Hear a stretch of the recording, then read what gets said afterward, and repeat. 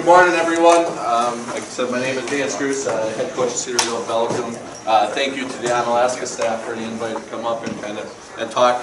I'll be honest, this is my first actual presentation at a clinic type situation like this. So, a little bit about myself.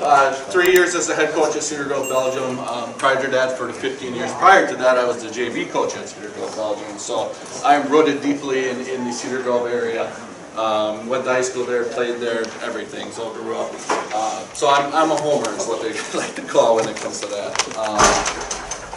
I also like to move around. You're going to see me kind of move from side to side and stuff like that. So I'm not PJ Fleck by no means running around or anything like that, but I like to move. So a little bit of history on Cedarville, Belgium. If you don't know where Cedarville or Belgium is, we're two separate towns. We share one school, about 40 miles north of Milwaukee. So I came up last night about 3.5 hours to get here. Like Coach said, that we've had a good history in Cedarville, Belgium with our playoff experiences. There's been 2 state runners up, multiple level 4s, level 3s, so on. So it's exciting to be here. Exciting to talk with you guys. The other thing you'll see on the next slide here. Before we start on expectations on what to expect, I like interaction and questions. Okay. I hate lectures. I hate kind of this. So I'm going to get you guys involved with this too. So I'm going to be asking you guys questions. I want you guys inputs. Don't be afraid to speak up. Don't be afraid to ask questions. Don't be afraid to throw your input in on it either. I always believe that us coaches can learn more from each other than what we can from just listening as well. So the other last point of emphasis on this is take what you need. Okay, everyone's got a different vision of what they want to do, what they see their offenses, what they see their teams and stuff like that. If you take away one thing out of this, it's kind of like how I tell my players, if you learn one thing from me as a coach, I succeeded. Granted, I want more than just one thing, but hopefully you guys can at least take something out of this presentation, out of this discussion, and be able to go from there. So, quick show of hands. I would think we're probably going to be all offense, correct? Since it's an offensive presentation, pretty much. How many are offensive coordinators? Call the plays, okay? How many JV coaches? My guys. All right. I really believe that my experiences with making changes and modifying based on the talents of your players really came from my experience as a JV coach. Cedarville, Belgium, small schools, we're Division 5. We don't know what we're going to have every single week at a JV level, so you're always constantly modifying your game plans, you're modifying stuff like that. So my 15 years of being able to do that at the JV level, I believe that it's been instrumental for me at my varsity level, because in Cedarville every single year we get a different type of crew, different type of kids, I should say. Sometimes we get big linemen, sometimes we get little linemen, sometimes we got fast receivers, tall, short, whatever, like that. We're constantly changing things, and you'll see it a little bit. And I put up some of the stats for my last 3 years, and you'll see the discrepancies in between what we do. And a lot of it that's just based off of how we modify our game plan, modify our team based off the talents that we have as our kids. So let's get started. So areas of talents on your offense: linemen, receivers, running backs, quarterbacks, and a coach. The 5 pieces of what puts together an offense. The areas of talents of your players: size, speed, aggressiveness, attitude. And here's where we're going to bring you in.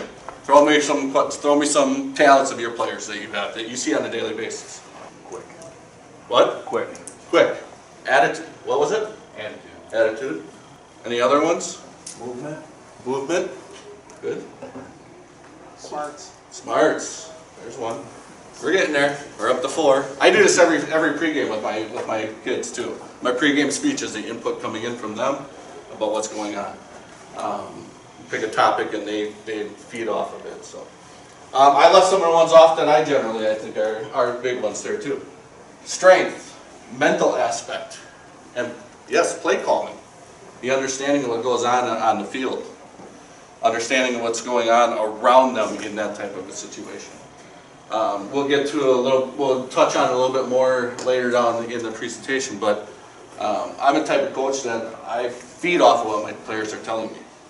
If I got a lineman, I got wide receiver, running back, someone else that says, hey, I can do this, we'll modify the offense, we'll modify the play to utilize that.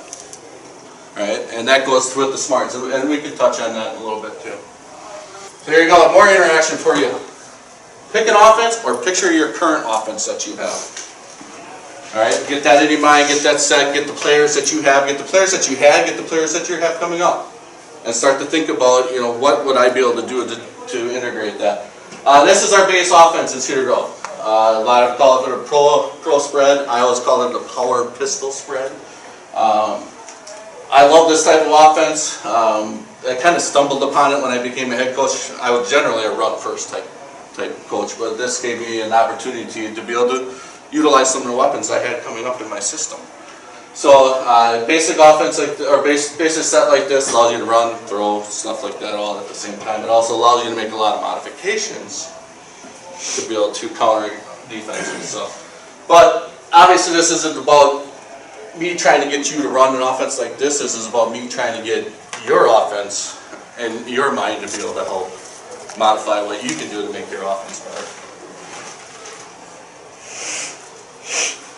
Here's our stats for the last 3 years that I've been the head coach there. So you can see the discrepancies I should say discrepancies, probably a harsh word, but the differences in our stats. And a lot of this is based off of how the offense was ran and how the offense was portrayed to the talents of the players that I had. Obviously, probably one that stands out is the 2006 runner-up one.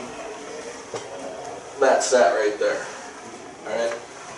To give you a hash on 2015, we had 2 running backs that were 200 pounds, could run, bulldoze, do everything they wanted. Basically, it was tough to run. So I ran the ball. It was a lot more of it. Our wide receiving core was young, and our quarterback was young at the time. Didn't quite have the experience. Kind of built that into it. They left. That crew left in 2015, and of course my communities go, what are we going to do? We can't run football anymore. We don't have this. We don't have that. We'll modify it. We got some stuff coming up. So obviously these stats, the passing stats there were pretty. I think 59 touchdowns still stands as a record. I think the receiving record got broke this year, but just to show that. Then we go to this year. All right, you come off the stats of 2016, and of course my communities go, "Whoa, what are we gonna do? They're gone. We can't run them. We can't throw the ball. We can't do this anymore like that." What we had a quarterback that was playing fullback and wide receiver on the 2016 team that could throw the ball a mile and like to run the football at the same time. So we actually kind of leveled things out a little bit more. We rushed more, primarily because of him. He had almost 700 yards rushing himself, but he could also throw the ball, but we became a more 50-50 type of team. So based off that type of personnel, there's how we modified our teams at that point. So just to keep those in mind as we go through each position when we do that.